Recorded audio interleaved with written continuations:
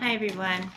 It's Joanne Moffat, and I'm here today to talk with you about grief and change, embracing our vulnerabilities so we can move into the change cycle. This really came about because that's what we're going through right now. We're grieving the loss of what we knew, and we're moving into something new, which is change. So, this has been a loss for us, a loss of what we've known. Let's look at this, our personal stories with loss. We all have personal stories. Many of us have had a lot of loss, and some of us have just had a little loss. But regardless, whatever loss we've experienced, it's ours. We've had loss of family members, pets, friends, and relatives. What I don't have written up there is also colleagues. Loss is a change. It's a change from what's normal, from what we've known. And our basic needs are altered.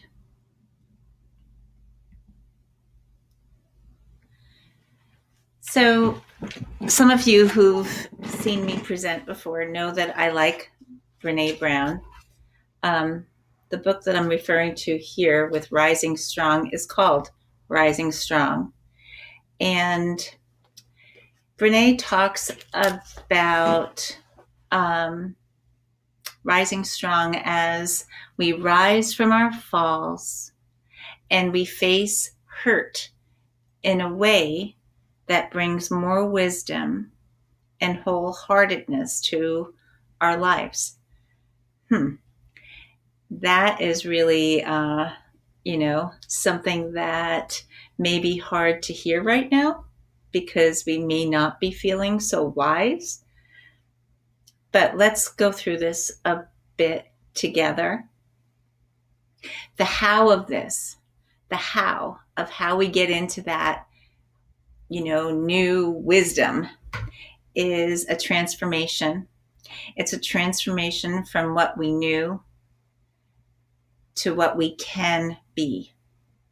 So it's what we knew and what we were to what we're becoming. So let's first, when I said the altering of your basic needs, let's think about basic needs. And again, some of you have seen the Abraham Maslow as a psychologist, and I like to refer to him in this hierarchy of needs. We look at the basic needs, the physiological needs. Well, our basic needs there, we're still, for the most part, getting what we need, but we're getting it differently. Some of us aren't going to the food store anymore. Some of us are getting our food delivered, or we're doing the curbside pickup, for example. Some of us have sleep that has been altered. I was talking to somebody, and this is a friend back east, and she was saying that she is taking a nap during the day, and she's never done that in her life. I was talking to someone else who said, well, typically I work during the day, but now I still work, but it's really hard to just be sitting at my computer. So I get up and I mopped the floor the other day. So it's just different. That sense of safety has changed. Our safety, how we perceive our safety, the security of employment. Yeah, we're still employed, but it's different. The security and the safety of our environment, well, that's totally skewed. We're in a pandemic. When we look at Maslow's hierarchy of needs, we also look at love and belonging. And, even though we still have our friendships and our families, it's different. We're doing it differently. We're not doing get-togethers for coffee unless they're virtual. And we're not going out to dinner with lots of friends. For those of you that celebrated Easter, I'm sure you felt that Easter was very different this year. And then, of course, our esteem, our sense of self, our confidence, it can be rocked when there's been loss and change. And that does lead into a different sense of how we are actualized, how we are feeling about ourselves in relationship to the world. So let's begin this process by first looking at the stages of grief and what may be triggering some of our other losses. So as we do this together, we're going to look at what you're experiencing. And when we're looking at what we're experiencing, we're going to look at specifically your behavior. We're going to look at how you're reacting with that part of our brain. Remember, the amygdala is the part of our brain that protects us from dangerous situations. The amygdala is that fight, flight, freeze response. So that impacts our behavior. Are you experiencing behavior changes? We're going to look at what you're thinking and your cognitive distortions, perhaps. And we're going to look at what you're feeling. So I very much like this screen. I love this poster. What do you notice? Do you notice the water and the waves? It's a little rocky. It's a rocky shore. Here, grief is like the ocean. It comes on waves, ebbing and flowing. All we can do is learn to swim. And that's written by Vicki Harrison.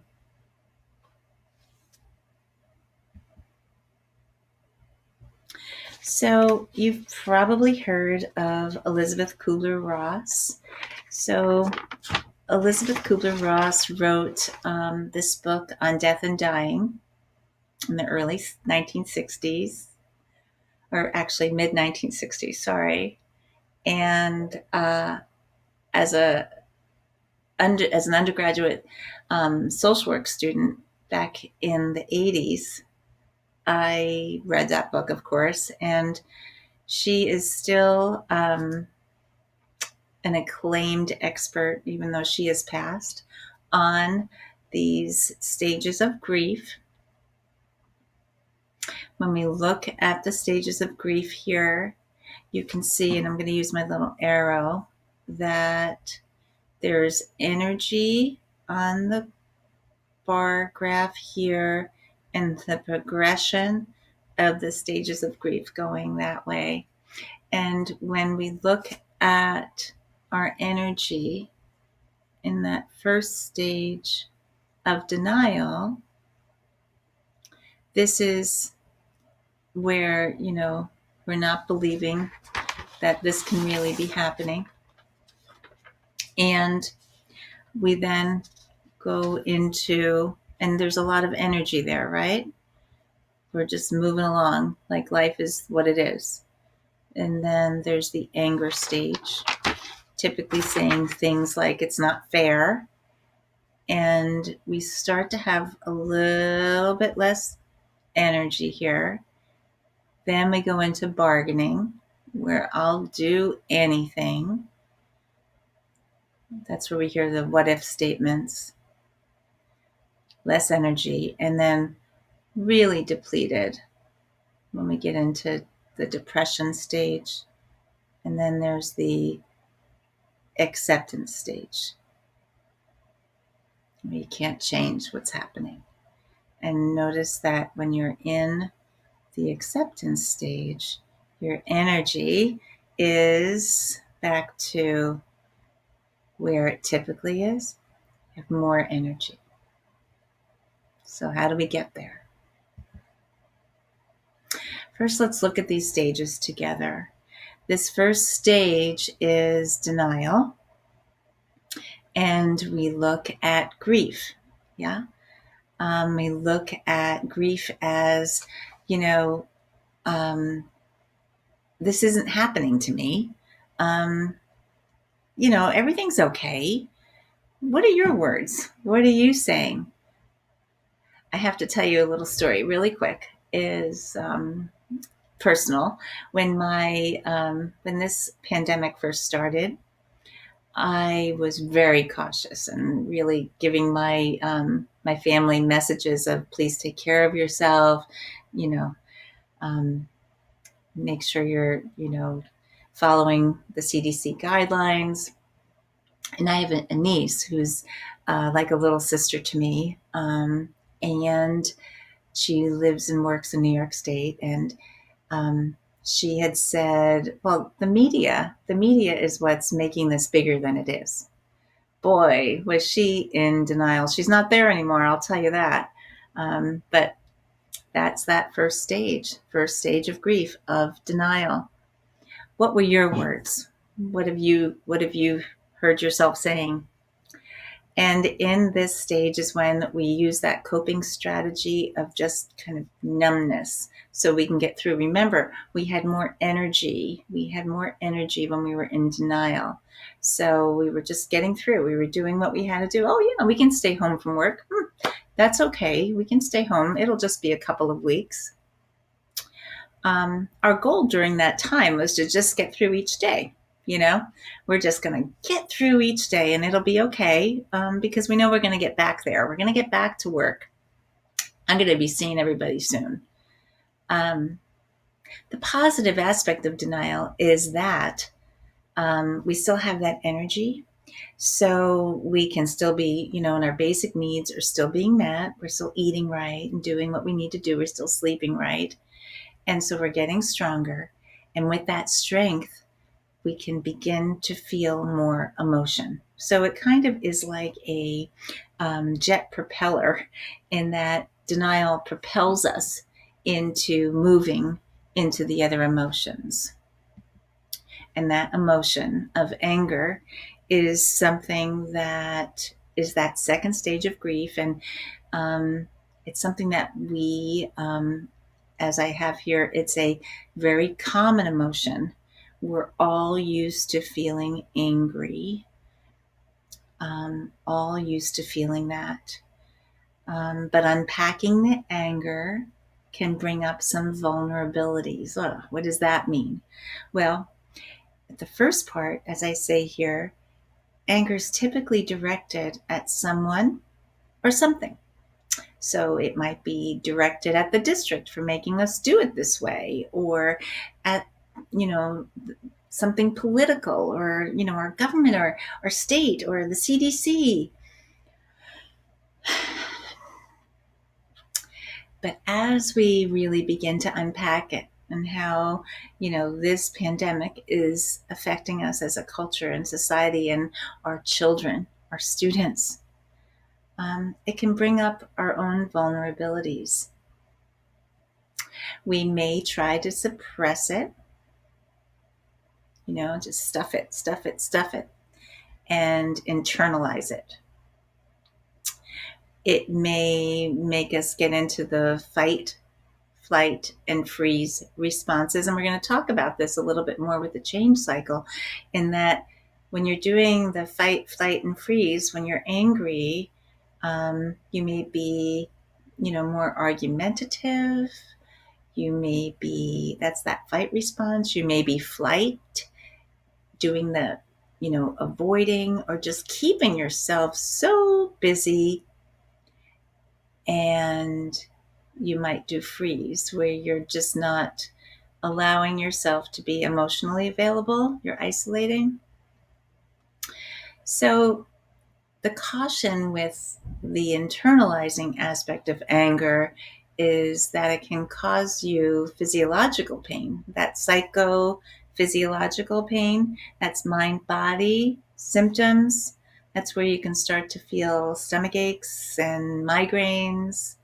You might, your immune system could become suppressed, and you could just be more susceptible to getting colds. And what happens when you have colds? You start to think, oh, I might have the virus. And internalizing anger can also lead to depression because you get stuck in the freeze response of becoming emotionally numb, and um, you aren't able to function. You also could just get very panicked during this time. And your anxiety, when you are internalizing anger, it can be depression or anxiety where you just begin to have more freakouts about things. Big reactions, as we say with the kids that we work with, big reactions to small problems. So what we need to do is find healthy outlets for the anger. Know that this is all normal. This is a common, normal emotion that we should be experiencing. We just have to have perspective about it. So we need to match our reaction to what's happening around us. And how we do that is working it through. We might journal. That's what I've been doing. I do that every day, but that's mine. That's for me. That's what I do. We should use your support systems. Use them. Who are they? Who's your network of support? Who are those people that help hold you up? You can't see them, but you can FaceTime them. You can call them. You can do what works for you to connect with them. And honestly, exercise does help. Really taking that break every day, going outside, getting some vitamin D really does help. I don't have this on here, but exercise is not only a good release, but it's also something that can help you with getting those basic needs met. That, along with healthy eating and drinking water, lots of water. And finding your voice in this pandemic is important. Being able to talk about it, talk about it, talk about it, talk about it, talk about it.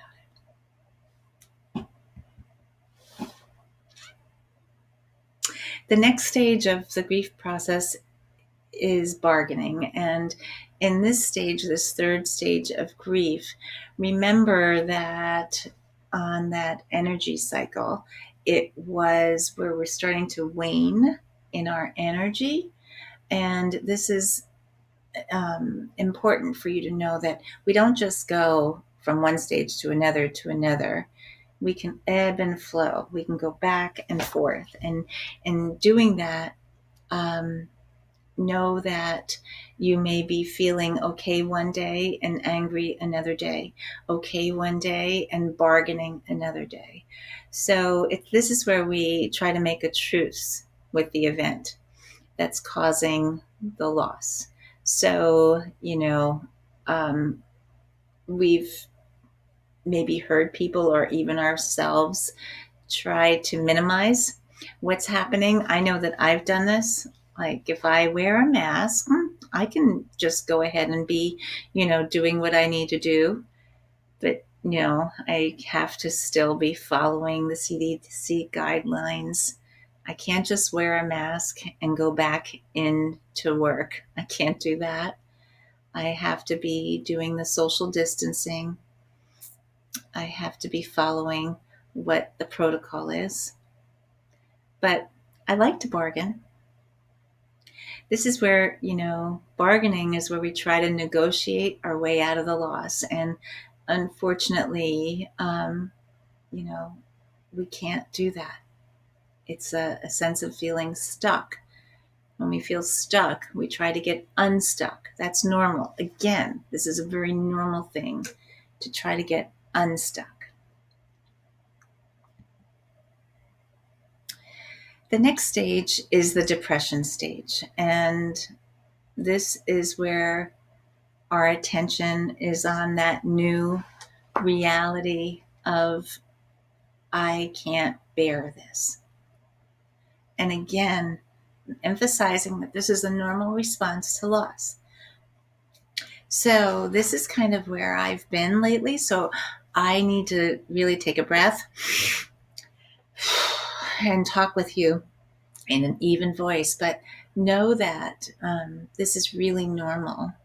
I'm not like where I can't function, but I'm more sad, just really sad. Last, when we heard a week and a half ago that we weren't going to open, when our schools were not going to open this year, it was the reality. This is it this year. This is it.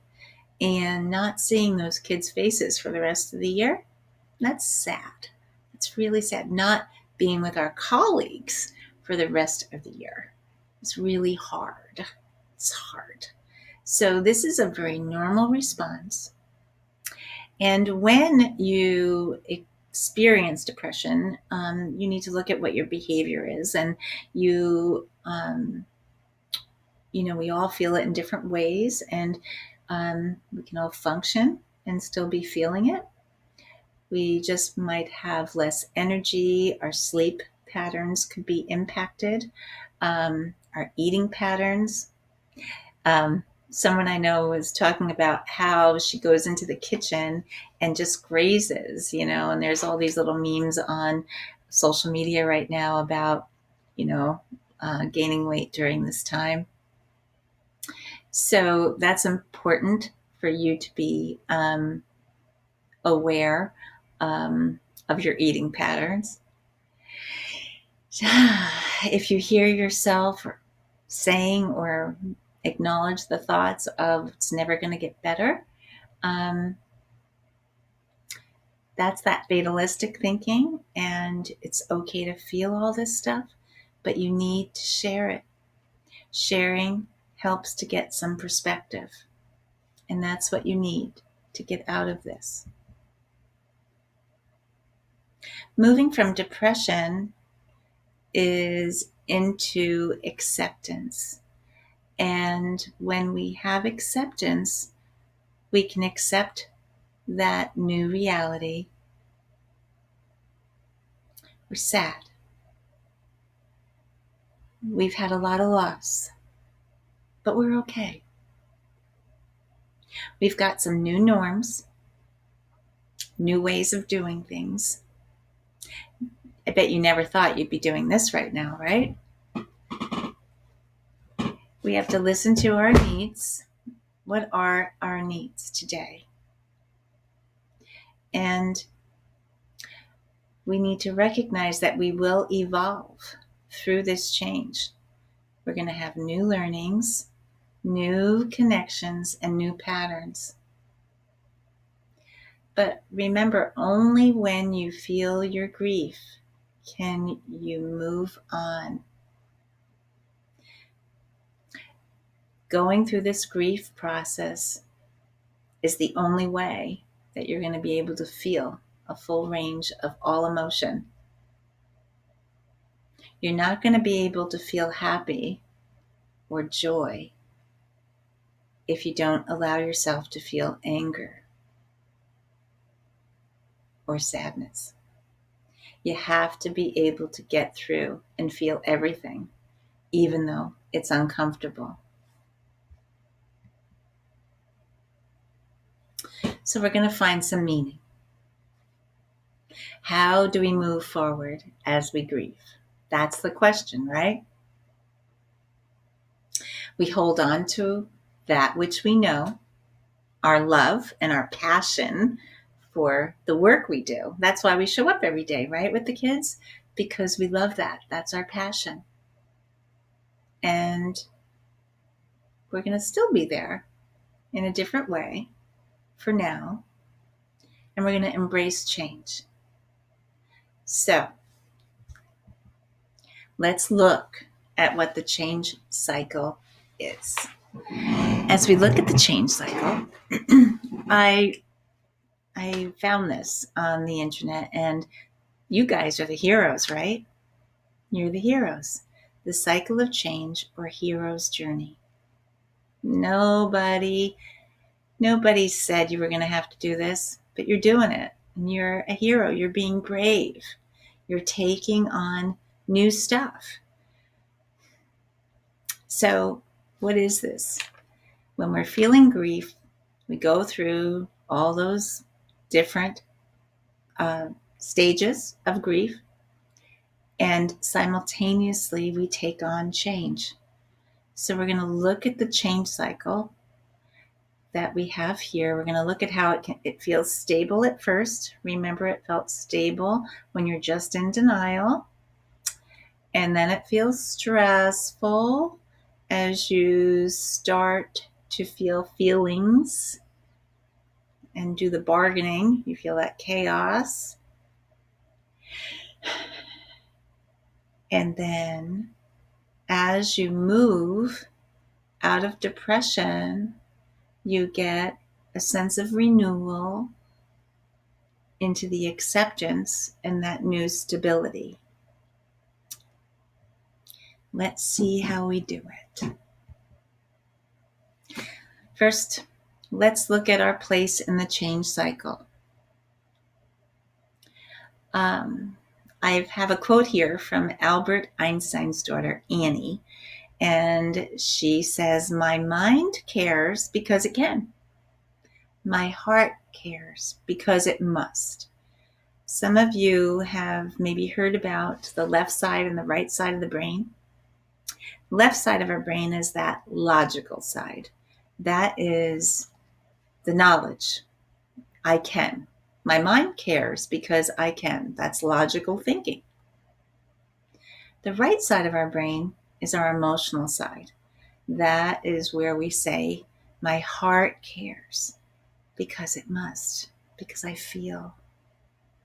So we are going to logically look at the change cycle and see where our feelings are as we go through this together.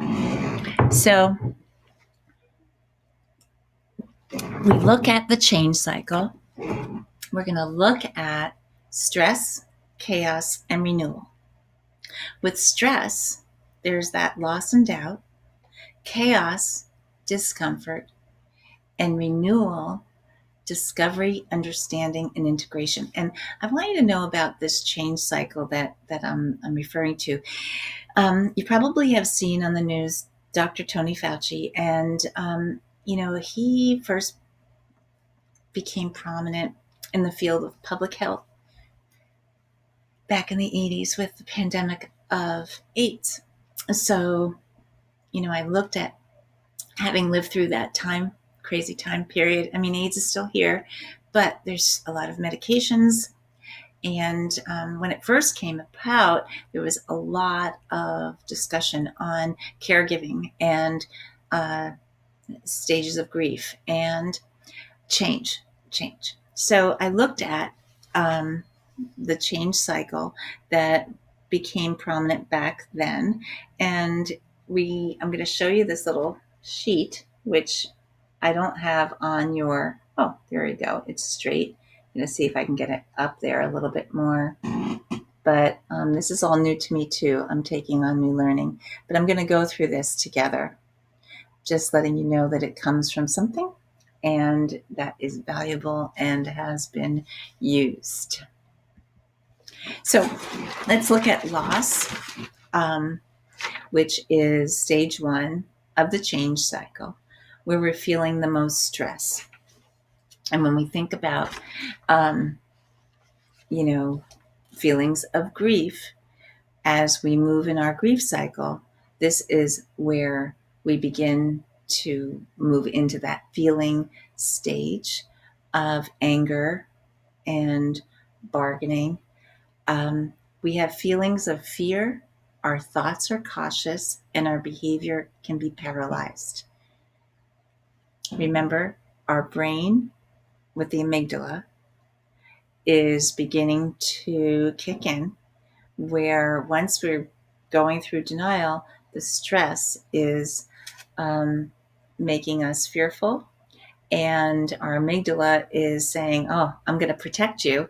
So that's where we can become, frozen with that fight, flight, freeze. And then we might move into the doubt stage of feeling resentful, and our thoughts can be skeptical, and our behavior can be resistant.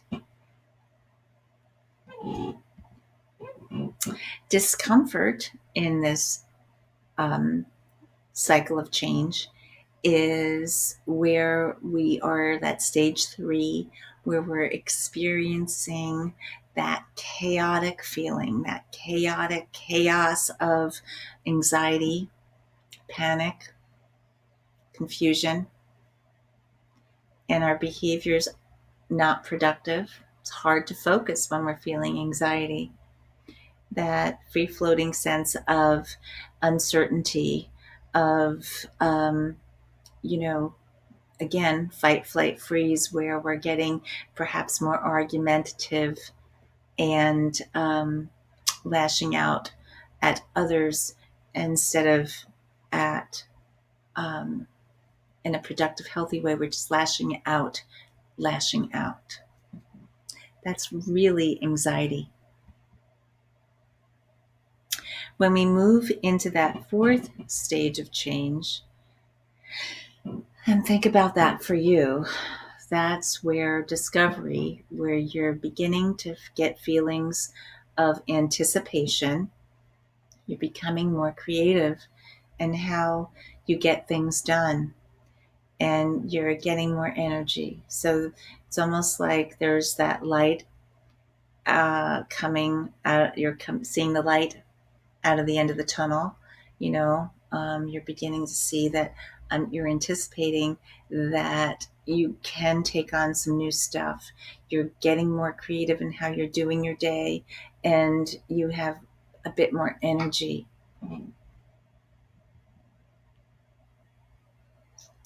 This 5th stage of change is a renewal, where you begin to feel more confident, and your thoughts are more pragmatic, and you're feeling more productive. So you're feeling like, the days aren't just blurring from one to the other. You have a beginning, middle, and end to what you're doing. It's more logical. And when you think back on your Maslow's hierarchy of needs, your needs are getting met. You're sleeping better, eating better. You're connecting more. You're doing things in a more focused way. You're connecting with people. It's different, but you're doing it, and you're doing it with confidence. And the 6th stage of change in this change cycle is where you have integration, where you're feeling satisfied, your thoughts are focused, and you're even becoming more generous in your behavior. Maybe you're checking in on a neighbor. Maybe you're checking in on more friends, relatives. But you are just in that renewal stage. Are you there yet?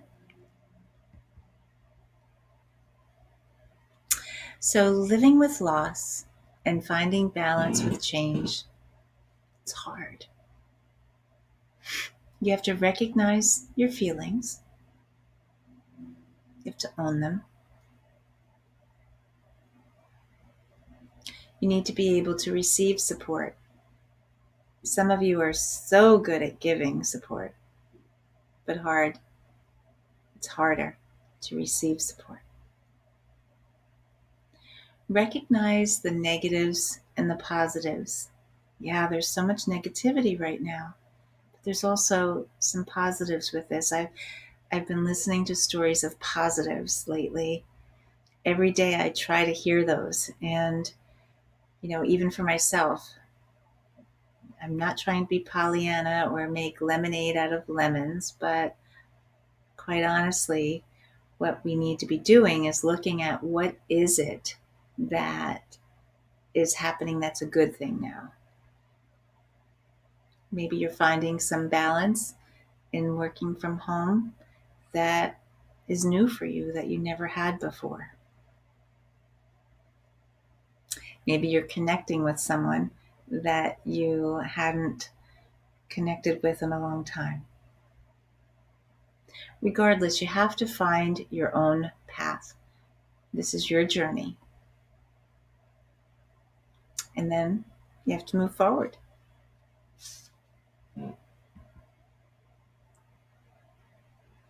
The bottom line is that we are all in this together, and you are not alone. I want to end by reading you something from Maya Angelou, and who's an author. And this is what she said.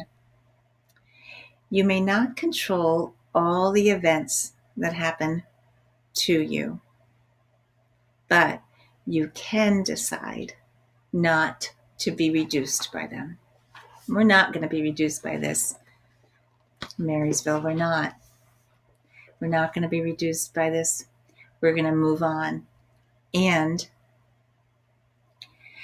the next time that you're feeling bad, and this, by the way, I'm getting from Richard Carlson, who wrote Don't Sweat the Small Stuff. Not to say this isn't small stuff, it's big stuff. But the next time you're feeling bad, rather than fight it, try to relax. And this is what I'm saying. Take a deep breath.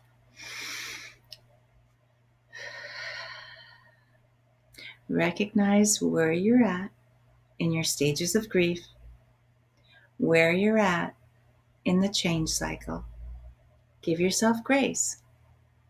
Have that growth mindset that we encourage our kids to have. And know we can do this together.